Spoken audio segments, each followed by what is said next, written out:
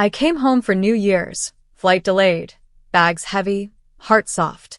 I expected food, noise, music, maybe laughter. Instead, I walked into silence. And there he was, my father, alone at the kitchen table, wearing his old cardigan, hands shaking slightly, chewing a dry sandwich like it was punishment. Next to him, a folded piece of paper with 6 words that cracked something in me. We used your money. New York. Take care of him. No names. No apologies. Just a command. A confession. A slap on line paper. My name is Alyssa. And from wherever you're watching this, stay with me. Because have you ever looked into the eyes of someone who raised you and realized they were the leftover in someone else's vacation? I crouched beside him, brushing crumbs from his lap. Did they tell you? I whispered. He just shook his head. They said we'd all go together. But they didn't wait. They took the money I'd sent for all of us. The money meant for a rare memory, a family reset, one good night to make up for the years of fractured dinners and phone calls filled with excuses. And they left him here like a chore, like a task handed to the daughter who always showed up. I tucked him into bed that night, made him tea, held his hand like I was the parent now.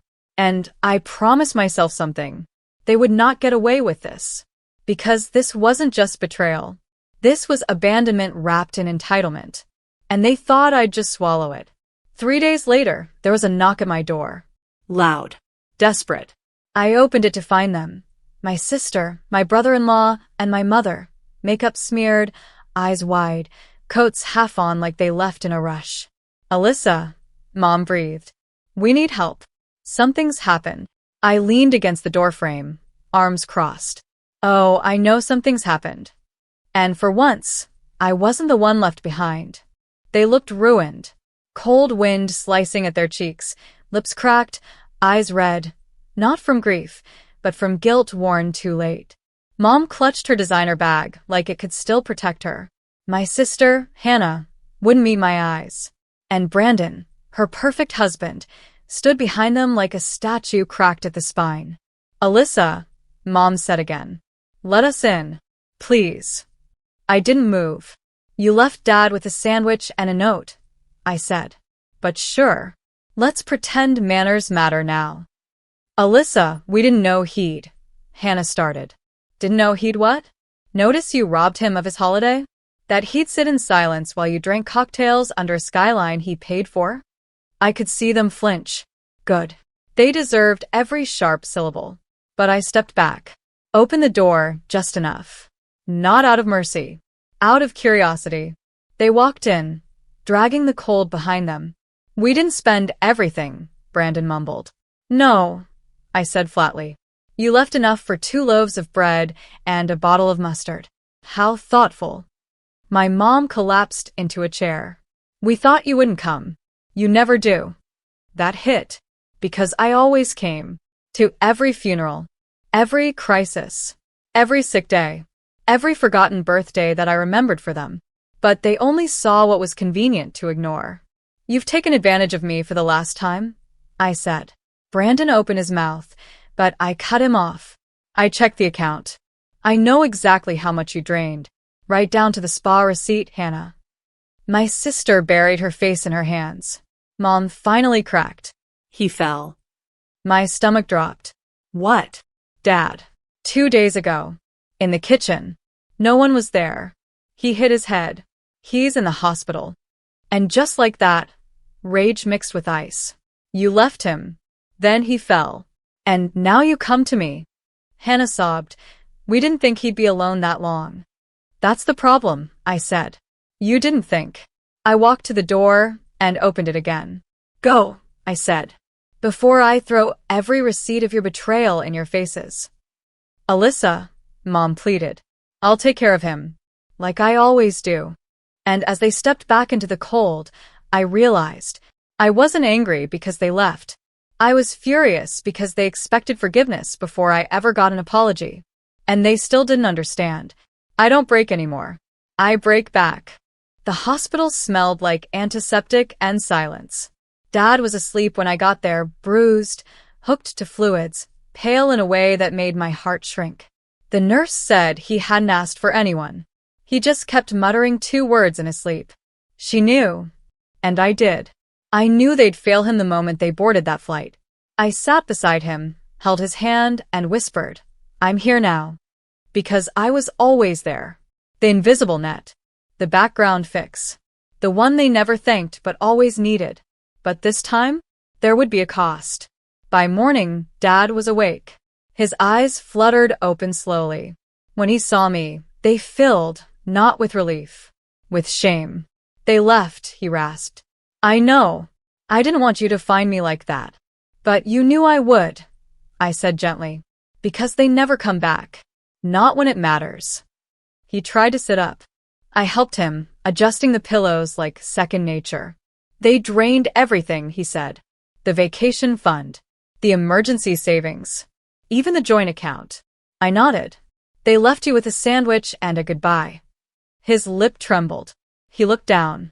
"I let them take too much." "No," I said, my voice harder now. "You gave them too much." And suddenly he looked older. Smaller. As if seeing, for the first time, what he'd raised. That night, I stayed in the hospital room, laptop open, phone buzzing with notifications. Because I was done playing caretaker in the shadows.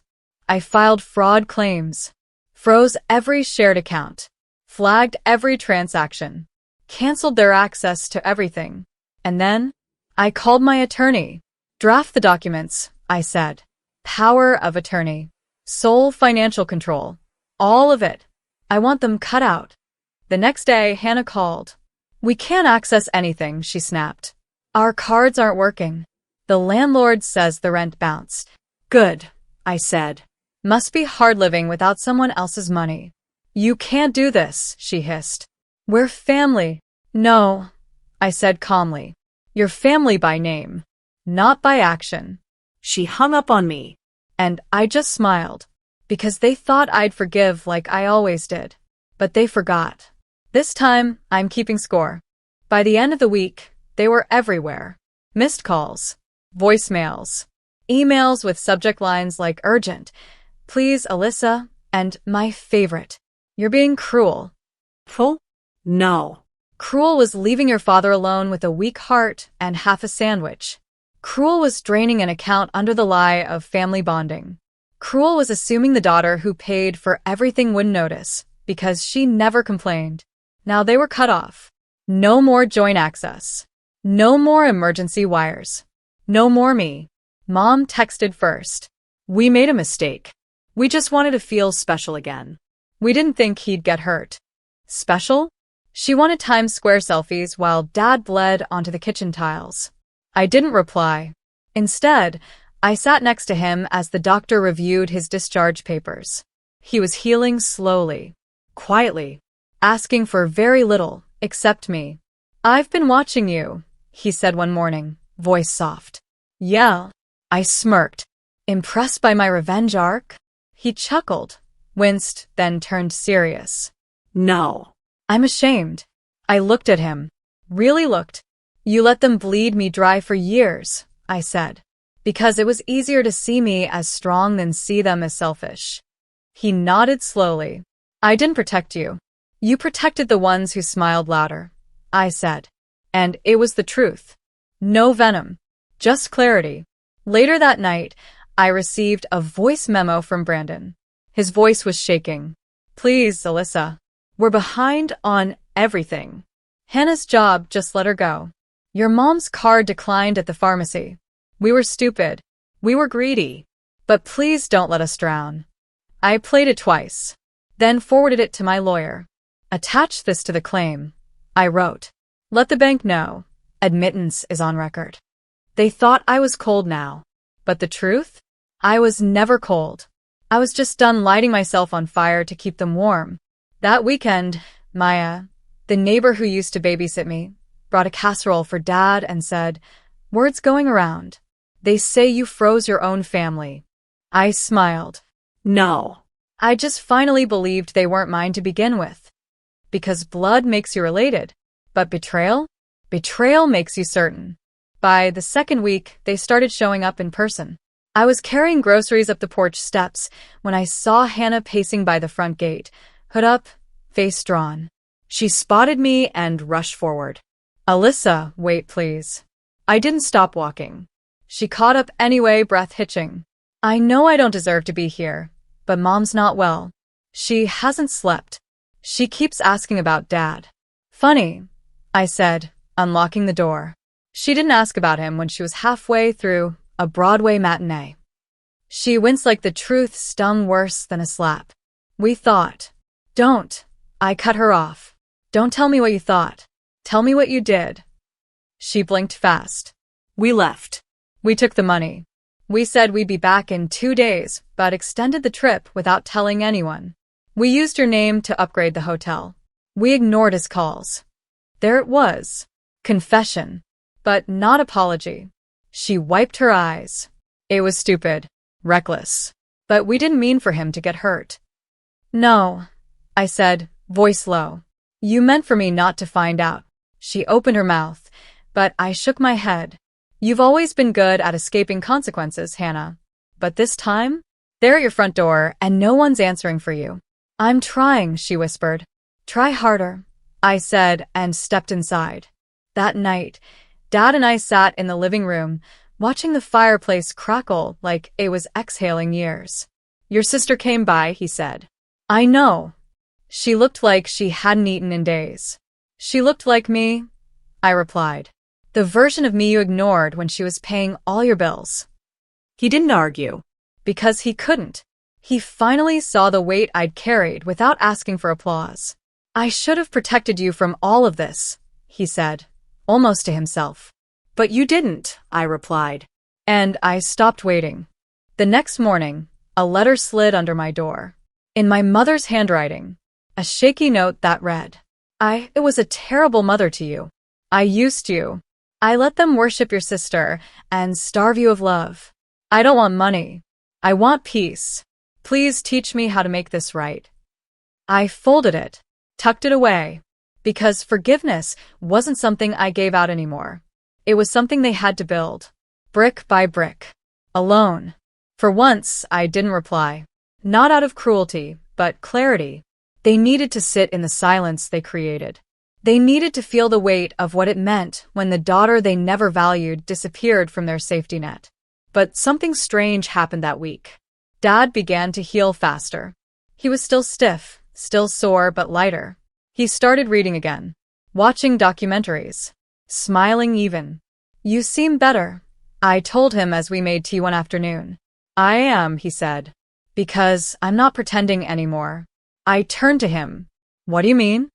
He looked down at his hands, ashamed but open. "All these years, I let them make you the villain, because it was easier to believe their flattery than admit I failed as a father." I said nothing, because what do you say to a man who let your worth be measured by how little you complained? He continued, "You never once asked for anything, just gave. And I let them call you cold for setting boundaries. I let them take until you were empty, and then asked you why you looked tired." His voice broke. "I don't deserve you." "No," I said quietly. "You don't." He nodded. No protest. No excuses. Just the quiet weight of truth. That evening, I opened my laptop, logged into the fund they'd siphoned from. The one I built from late-night consulting jobs and saved bonuses they never noticed. It was nearly gone. But I wasn't. I drafted 3 certified letters. One to Hannah, one to Mom, one to Brandon, each with a single-page contract. If you want peace, earn it. Repay what you took. Monthly installments. No interest. No contact until the balance is cleared. Then and only then we talk. Aaron watched as I sealed the envelopes. "You sure about this?" he asked.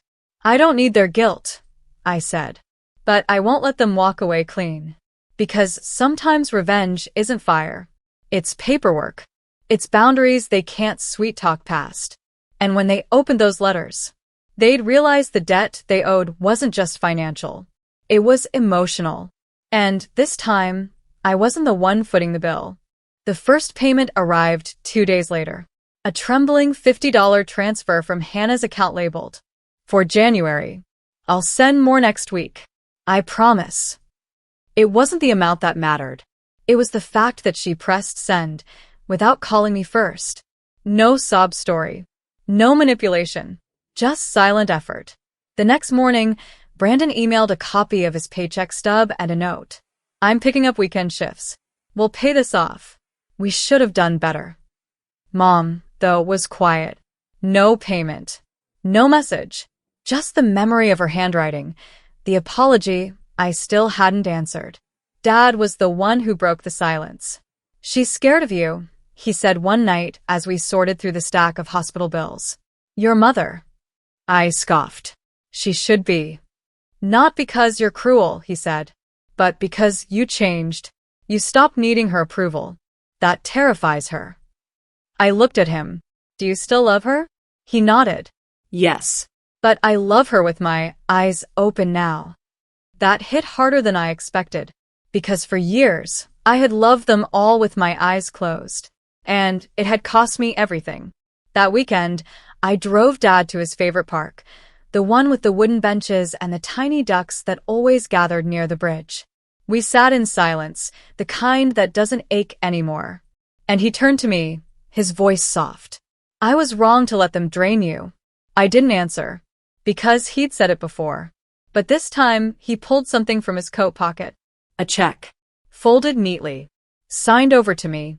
It's not everything, he said, but it's mine, not theirs. I cashed out my retirement early. I want you to have it. I don't need it, I said quietly. I know, he replied, but I do. I need to give back what I can. And just like that, I realized he wasn't trying to buy forgiveness. He was trying to be better. That night, I wired the money into an account labeled Restart. Not for them. For me. Because I wasn't just closing chapters. I was building the ending I deserved. And all that was left was one last visit. One final reckoning. With my mother. I didn't call ahead. I just showed up, quietly, deliberately, outside the apartment they downgraded to after I froze the accounts. The curtains were drawn. The lights were dim. The golden glow of her old world was gone. She opened the door slowly, and for a moment, we just stared at each other. Her hair was pulled back. No makeup. No designer scarf hiding the lines on her face. Just a woman stripped bare of excuses. Alyssa, she breathed. You came. I nodded. This isn't a reconciliation. I know. I'm not here for closure. I wouldn't ask. I'm here to say something I never said before, I told her. Something I wish I'd screamed the night you left Dad with a note and a sandwich. She lowered her gaze. You taught me that love was a transaction. That if I kept giving, I'd eventually be enough, I said. But I finally learned I never had to earn your love. I just had to stop needing it. She blinked back tears, but I didn't soften. You left a man you claimed to love because a photo under the Times Square ball mattered more than keeping a promise. You used my money, my loyalty, my silence. And now you want grace. She nodded slowly, a single tear falling. I don't deserve it. No, I said. You don't. She reached into the drawer and handed me an envelope. Inside, a check for $3,000. My savings, she whispered. I've been putting a little away each month. I know it's not enough. I tucked it back in and slid it across the table. You'll pay me in full, just like the others. She closed her eyes and nodded. I stood, ready to leave. But then she looked up. Do you hate me? I paused. No, I said. I outgrew you. And that hurt her more than anything I could have screamed. Outside, the air was sharp and alive. Aaron was waiting in the car, engine humming softly. As I slid into the passenger seat, he asked, How do you feel? I smiled. Clean. Because this wasn't just revenge. It was repair. Of boundaries. Of worth. Of self. And when I looked back at the building fading behind us, I felt nothing. Not rage. Not longing. Just peace. Because for the first time in my life, they didn't know me anymore. They paid for what they broke. And I finally got to keep what mattered. Some families bury their dead. Mine buried me alive. My name is Alina Cross. And from wherever you're watching this, stay with me. Because the last words I ever heard from my family were scribbled in Sharpie on a torn receipt. You'll figure it out. I came home on a Tuesday. Smelled like burnt eggs and cheap coffee from my shift at Denny's, hair pulled back tight, feet aching. I remember I was humming a song, something stupid and happy, and that makes it worse. Because when I opened the front door, the house was silent. Empty. I stood in the living room and stared at where the couch used to be. The TV was gone. So were the pictures on the wall. The fake Ivy mom had glued to the mantel. Even the rug was missing, just dusty floorboards and drag marks from the furniture. I dropped my backpack. Mom, I called. Dad. No answer. I ran through the house like a ghost, checking closets, bathrooms, even the garage. Everything was gone. Gone. Then I saw it. On the kitchen counter. A receipt from Walgreens. On the back, scrawled in my mother's sharp, pointed handwriting. You'll figure it out. That's all they left me. No money. No instructions. No goodbye. Just a 6-word message and a house stripped like a crime scene. I stood there in that silent kitchen for what felt like hours, staring at that note like it was a curse. I was 17. No ID, no car, no safety net. Just a part-time job that paid under the table and a family that had vanished in the night. Later, I'd find out they didn't just leave the house, they left the state. Moved 2 states over. Changed numbers. Cut ties. But in that moment, I didn't know any of that. I just knew they were gone. That night, I sat on the front steps with nothing but a backpack, a dying phone, and a crumpled receipt in my hand. A neighbor walked past. Didn't even ask if I was okay. People never really look at girls like me, not until we're dead or on the news. I didn't cry. Not then. I couldn't afford to. I was too busy trying to figure out where I could sleep that night without getting jumped or arrested. And somewhere in the pit of my stomach, under the shock and hurt, something else was growing. Not fear. Not sadness. Something sharper. Quieter. Hate. They thought they could leave me behind. Erase me. But they didn't know the girl they abandoned. Not yet. You don't just wake up one day and abandon your daughter. That kind of cruelty is planted, watered, grown over years. And mine started before I could even spell my own name. I was never the golden child. That was Ryan, my older brother. Perfect teeth, perfect grades, perfect lies. And I was the opposite. Too loud, too curious, too alive. My mother, Teresa, said I was difficult before I could talk. That I cried too much. Asked too many questions. She used to grab me by the wrist, so hard her nails left half-moon bruises, and whisper, through clenched teeth. Why can't you just be normal? My father? Greg? He was a ghost in a recliner. If Mom was a hurricane, Dad was fog, always present, never protecting. He'd stare at the wall while she ripped me to pieces, blinking slow like he wasn't in the room. Dinner was a performance. Ryan would talk about his football stats, his new girlfriend, his grades. I'd barely open my mouth before Mom was hurling backhanded compliments or straight-up insults. Alina got a C in chemistry. Again. Maybe if you spent less time drawing in your notebook like a lunatic, you'd pass something. And if I dared respond? Watch your tone, young lady. My drawings were the only thing that made me feel sane. I used to sketch entire cities in the margins of my homework. Girls with wings. Forests on fire. Escapes. Fantasies. Futures. Ryan found one once, a comic I'd been working on for weeks. He ripped it in half and shoved it in my locker, soaked in mop water. Told me I'd never be anything but trash with crayons. When I told my mom, she shrugged. Maybe don't leave your trash where people can find it. By 15, I stopped trying to win them over. By 16, I was sleeping with headphones in to drown out their laughter when they thought I wasn't listening. But even then, even after all of that, a part of me still thought they were mine. That no matter how cruel they were, they'd never abandon me. Until one night, about a month before they left, I snapped. It was Ryan's graduation dinner. They took us to some overpriced steakhouse. Ryan got a watch. A trip to Cancun. I got told to smile more. You're ruining the pictures. When we got home, I confronted her. Mom. I said, "Why do you even keep me around if you hate me so much?" She blinked, smiled like ice. I've asked myself that same question. She turned off the hall light and walked upstairs. And I remember just standing there, in the dark, like something inside me had cracked clean in half. That was the last real conversation I had with her. For weeks later, they were gone. And you know what still gets me? They didn't just leave. They planned it. Packed. Moved. Disconnected the utilities. Transferred jobs. Closed accounts. All behind my back.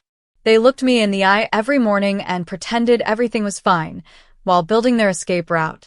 Like I was a piece of furniture they were tired of hauling around. And the sickest part? They probably toasted champagne in that new house without me. Probably laughed about how they finally did it. But here's what they didn't do. They didn't kill me. They tried. But they failed. They say grief has 5 stages. But when your family ghosts you like a bad Tinder date, the stages are different. Mine went like this. Shock. Survival. Rage. Obsession. Clarity. In the early days, I didn't have the luxury to feel much. I crashed on a friend's couch for a week until her mom found out and kicked me out. Then it was the shelter. Then someone's basement. Then a room above a bowling alley that smelled like piss and mildew, but I could afford it. Barely. I scraped together rent with tips from the diner, cleaned bathrooms at a strip mall, and lied about my age just to get a 3rd gig bussing tables at a dive bar. Some nights, I'd stare at the ceiling, wondering if I was crazy. Maybe they were kidnapped. Maybe something went wrong. But that hope? It started rotting. The first clue came from a neighbor, Mrs. Jennings. She saw me walking past the old house and stopped to talk. "I thought you left with them," she said, squinting. "What you mean?" "Well, the moving truck came around midnight. Whole thing was loaded in hours. Quiet as ghosts. I figured y'all were going somewhere new." Midnight. Like a heist. Later, I found out they'd told relatives I'd run away. That I was troubled. Unstable. Dangerous. A family friend said my mother called me a ticking time bomb and that they had to protect themselves. Protect themselves from me? I remember staring at the wall that night, my reflection fractured in the broken mirror across the room. It hit me. This wasn't abandonment. This was erasure. They didn't leave me. They removed me. And the world didn't question it because of how carefully they'd built the lie. The stories, the timing, the silence. They knew no one would come looking for me because they'd spent 17 years convincing everyone I wasn't worth finding. I wanted to scream.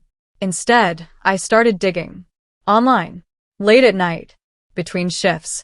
I found their new address, 2 states away, in some gated suburban nightmare with pastel siding and perfect lawns. They'd sold the house in cash. Ryan was enrolled in a private college. Mom had joined some bougie neighborhood church. Dad finally got promoted. And me? I was the ghost they stepped over to build their second chance. But that was when everything shifted. Because I realized something important, something life-altering. If they could fake a clean slate, so could I. They didn't want me? Fine. I would become someone so far out of their reach, they wouldn't recognize me even if I walked into their new kitchen and handed them coffee. I stopped checking their photos. Stopped fantasizing about the why. I stopped needing their answers and started building my own. But I made myself a quiet little promise, right there in that piss-soaked room above the bowling alley. If they ever come back, I will burn them to the fucking ground. Revenge isn't always loud. Sometimes, it's a girl nobody believed in, stacking small victories in the dark, one unpaid electric bill away from breaking, but never folding. I didn't have a plan at first, just a hunger. To survive. To become so untouchable that even the memory of me would make them uncomfortable. No one handed me a ladder, I built one. With blistered hands and broken nights. I got my GED at 19. Not because I had the time, but because I refused to let them be the last ones to define me. Community college came next. Then scholarships. While my coworkers blew paychecks at bars, I saved every penny. Ramen for weeks. 1 pair of shoes. 0 apologies. I studied criminal psychology. Fitting, right? The more I learned about manipulation, narcissism, triangulation, the more I saw them in every lecture. I wasn't crazy. I'd been conditioned to believe abuse was love. By 25, I had my degree. By 27, I had a job that paid more than both my parents ever made. Corporate security. Irony of ironies. I was paid to spot liars, to investigate internal fraud, to hunt the kind of people who hid behind charm and status. People like my family. I built a life. Quiet. Stable. Mine. No more shelters. No more fear. I bought a small condo. Got a rescue dog named Mercy. Woke up to silence, but it was the good kind. And for a while that was enough. Until 12 years after the day they disappeared, I got the email. Subject line: "We've missed you. Can we talk?" It was from my mother. At first, I laughed. Out loud. So hard I scared the dog. Then I read it again. And again. My hand shook. My heart didn't. The message was short. Syrupy. Performed. She said they were sorry for the past. That Ryan always asks about you.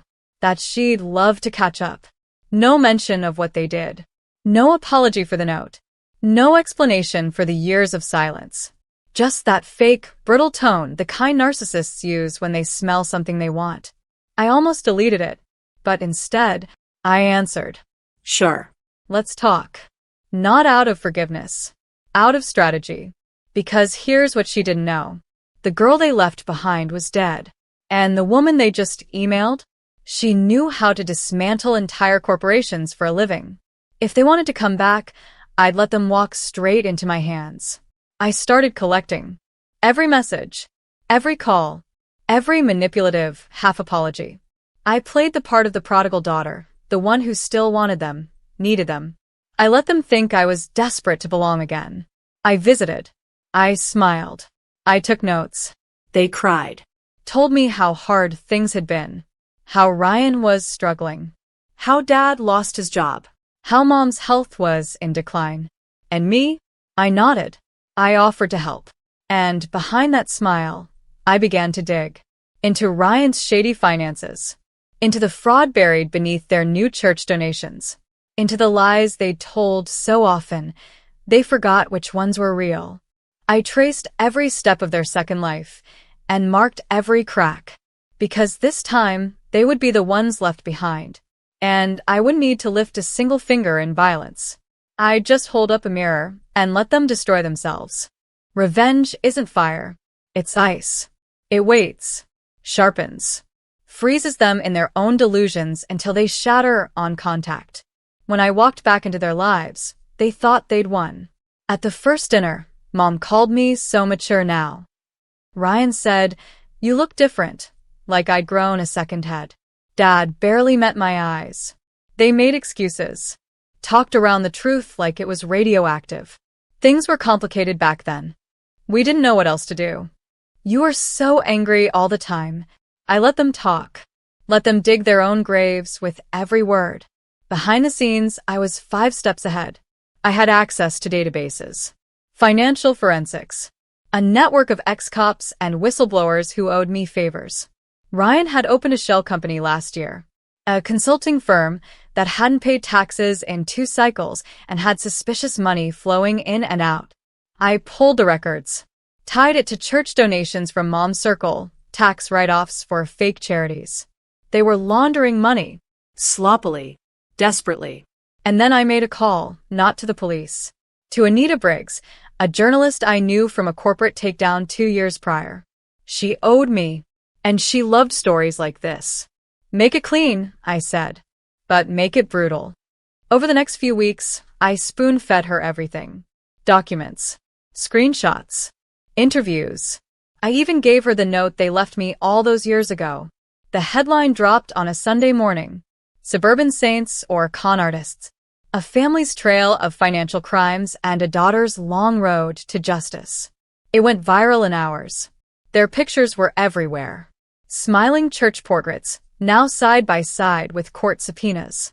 Teresa Cross, my mother, was under investigation for fraud. Greg for accessory and tax evasion. Ryan? A full audit and criminal charges pending. I watched it unfold from my couch. In my robe, coffee in hand. By noon, my inbox was full of messages from relatives who hadn't spoken to me in over a decade. Some wanted to reconnect. Some had no idea. Some just sent long apologies, drowning in guilt. I didn't respond to a single one. At 3:14 p.m., my mother called. I let it ring, then sent her to voicemail. Alina, her voice cracked through the speaker. What did you do? You don't understand what you've done to this family. Oh, Mom. I understood perfectly. You left me with 6 words on a scrap of paper.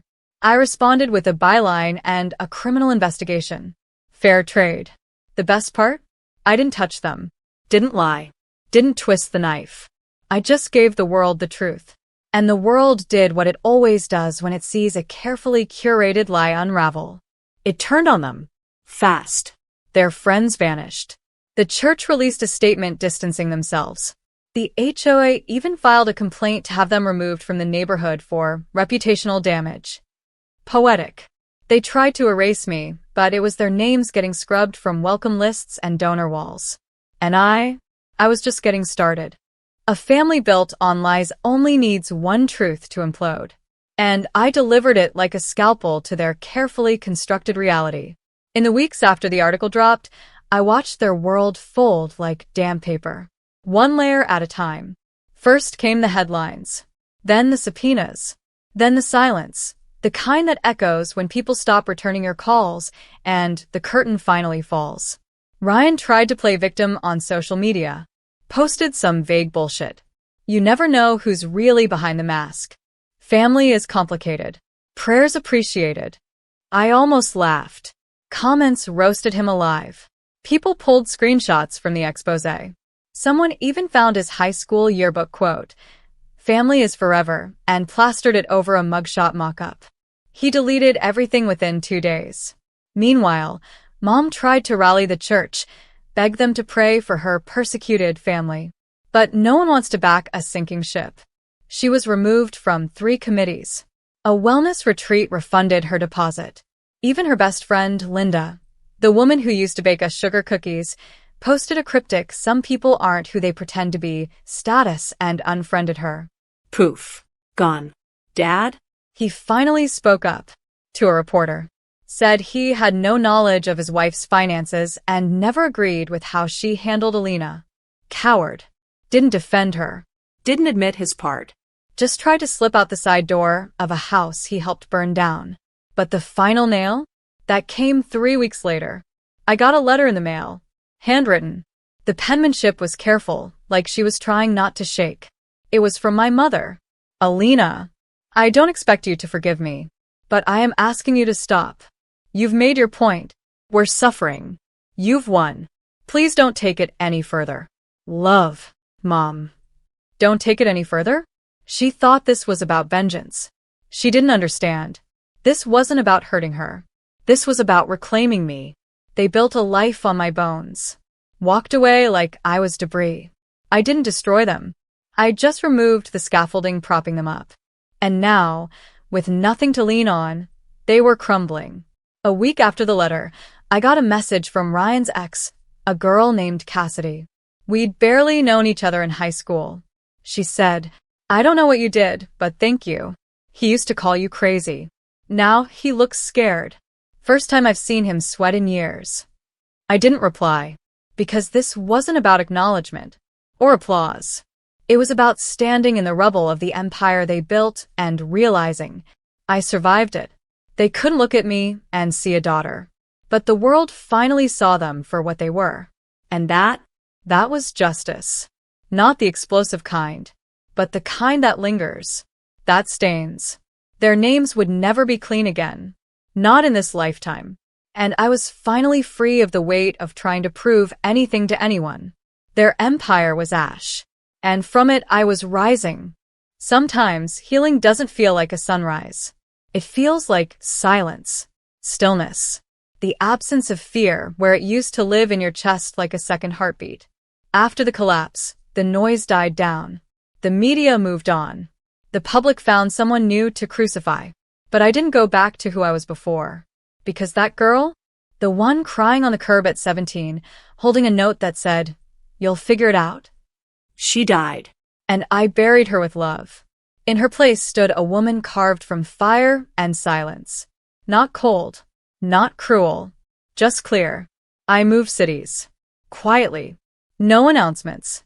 I bought a house with a wraparound porch, big windows, and a garden that I plant with my bare hands. Because I wanted to feel something grow that no one could take from me. I still work in corporate security, but now I run my own firm. Female-owned, female-staffed. We specialize in protecting women from people like my parents, the manipulators, the gaslighters, the predators in pressed shirts and fake smiles. I get calls from women who whisper like they're doing something wrong. I tell them, "You're not crazy. You're not overreacting. You're waking up." That's the real revenge. Not the public downfall. The ripple effect. The broken chain. The woman who gets to live freely because someone before her refused to stay quiet. Some nights, I still get the urge to check on them, to see what else has crumbled. But I don't, because they don't get to live in my head anymore. That space is reserved for peace. For music. For the dog asleep at my feet. For mercy. Fitting name, huh? Once, I caught a glimpse of myself in the mirror and didn't recognize her. Not because I looked different, but because for the first time I didn't flinch. I didn't brace for impact. I just existed. Fully. Safe. Loved by the people I chose. By myself. I went back to therapy, not because I was broken, but because I wanted to understand how deeply they tried to break me and how I still stood.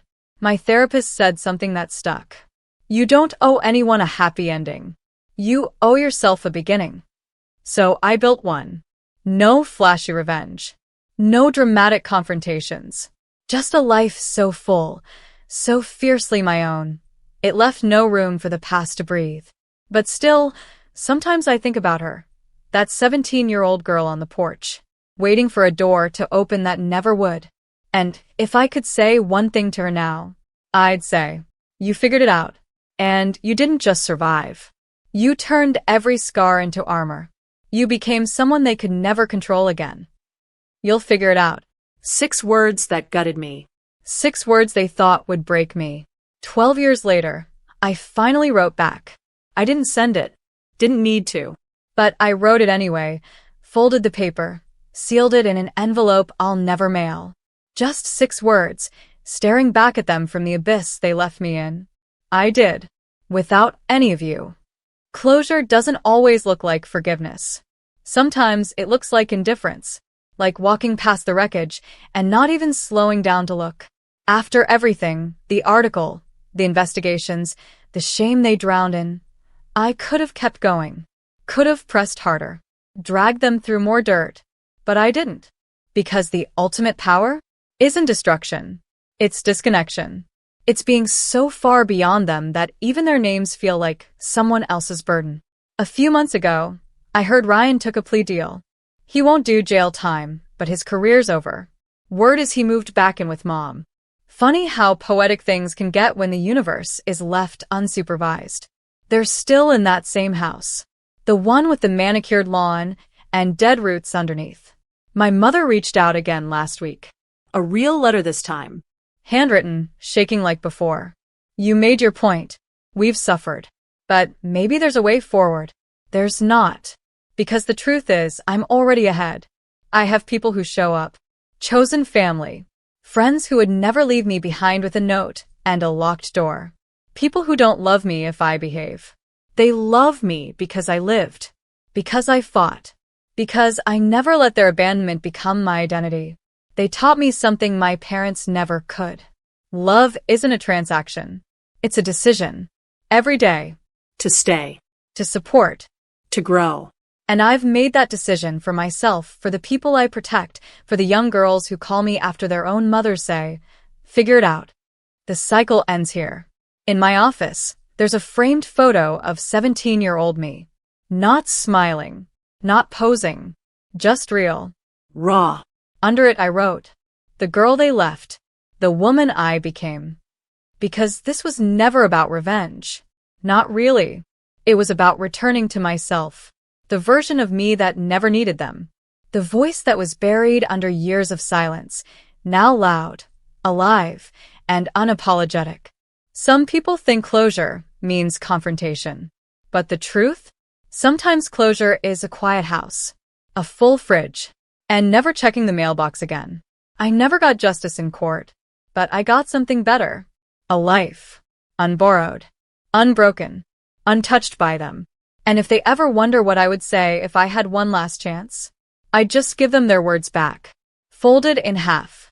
Neat. Precise. Like a mirror. You'll figure it out. And then I'd walk away. Just like they did. But this time, I'd leave the door open for the girl behind me to walk through.